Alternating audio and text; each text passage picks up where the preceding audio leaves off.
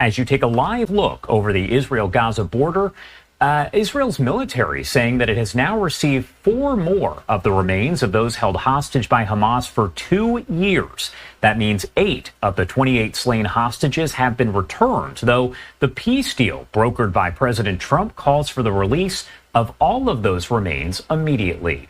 Do want to take you to a post here from the Israel Defense Forces a bit earlier on tonight, as they said 4 coffins of deceased hostages escorted by IDF and Shin Bet forces crossed the border into the state of Israel a short time ago and are on their way to the National Institute for Forensic Medicine, where identification procedures will be carried out.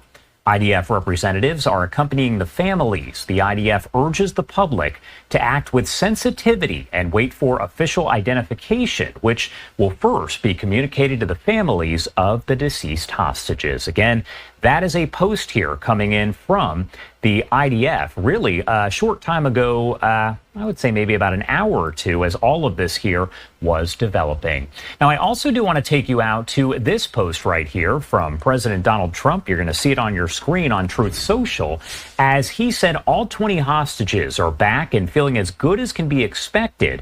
A big burden has been lifted, but the job is not done. The dead have not been returned as promised. Phase 2 begins right now.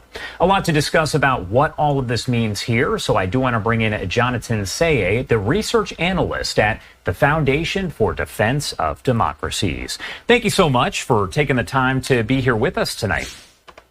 Great to be with you. All right, so first off, the big question I do want to ask you kind of overall is your understanding, your thoughts there on the comments from President Donald Trump about the remaining bodies of the hostages. We're talking about 8 of the 28 have been released back to Israel, but that means that there are still 20 that are unaccounted for or have not been returned. That is correct. So the president was very clear in his communication with Hamas, and so was the ceasefire agreement that was in fact endorsed by Hamas and Israel, brokered by the United States, and was very clear when it specifically called for the return of all hostages, the ones who are still alive, and of course the bodies of those who were deceased. So any inability from Hamas's end not to be able to meet that criteria, that means that the ceasefire agreement in itself has not been fully completed. And this is only the first phase we're talking about, of course. And the phase that would theoretically follow this one, if all hostages were released, would be to move forward with disarmament and reconstruction afterwards. If Hamas does fail to return these bodies, is there a concern there that something further does happen? Because again, all of the living hostages, all 20, were released, and that was part of the terms of the ceasefire, but the other portion of that is the remains of the deceased hostages. So is there concern about what could happen next? There certainly is concern, but it ultimately comes down to the issue of intent with Hamas. So the question is whether they in fact do not possess the capabilities to return the bodies of these hostages, given that Gaza was dealing with a war with Israel and there might be logistical issues.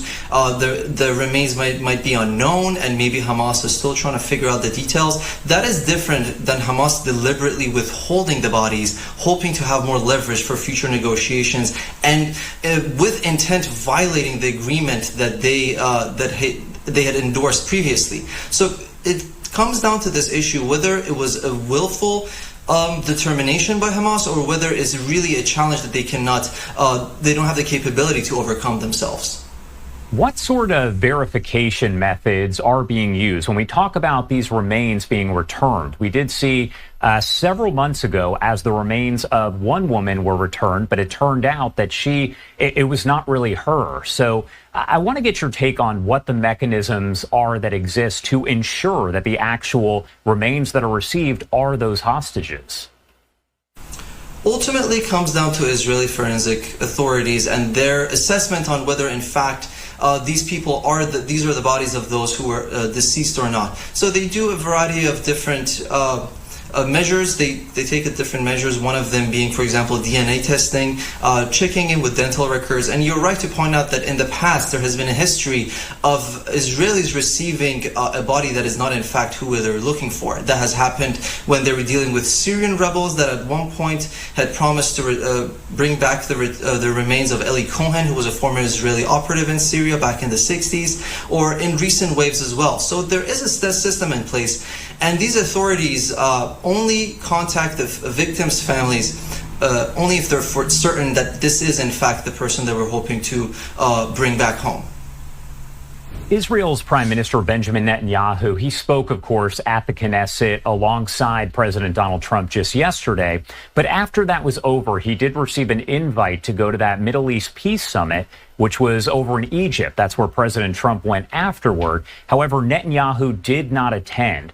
What do you make of that decision when you talk strategically, politically, diplomatically? What do you make of that?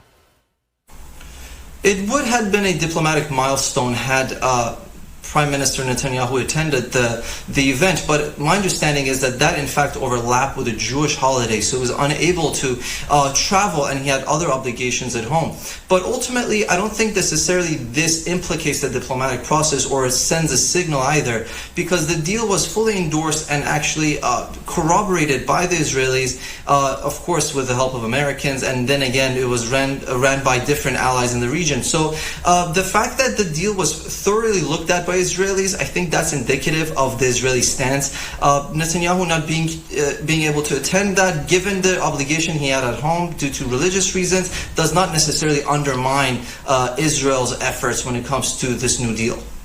And of course, the Prime Minister's office did put out this statement saying that Prime Minister Benjamin Netanyahu has been invited by U.S. President Trump to attend the conference in Egypt.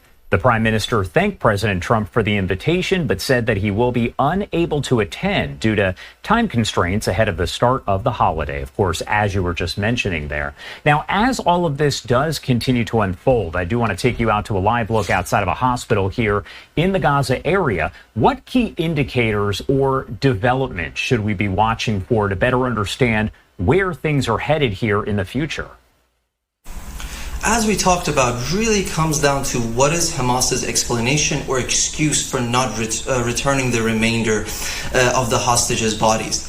If it is assessed by different intelligence and, of course, the different backers of Hamas, such as Qatar, if it's assessed that it was purely a capability issue and it's not a matter of intent, that might still leave some space for a more positive opportunities in the future, and we can have a more optimistic view. But if it's assessed that Hamas is deliberately withholding these bodies to ensure that it still has leverage moving forward and doesn't really want to abide by the next phase, which would be disarmament, that again is indicative of the fact that Hamas itself is not ready to move forward with peace. And unfortunately, at that point, Israel and the president were really clear about what would come next.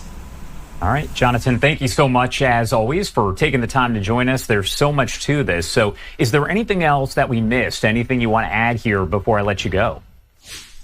We ultimately covered all the facts, but leaving here on the positive note, ultimately the hostages that were alive were able to return home. So I know there is a call for celebrations all across Israel. So leaving on that positive note, ultimately the lives were saved, and hopefully we'll see what happens with Hamas's justifications. But still, the framework is in place for a potential peace. All right, Janatan, thank you so much. As always, we definitely appreciate your insight. Thank you for having me.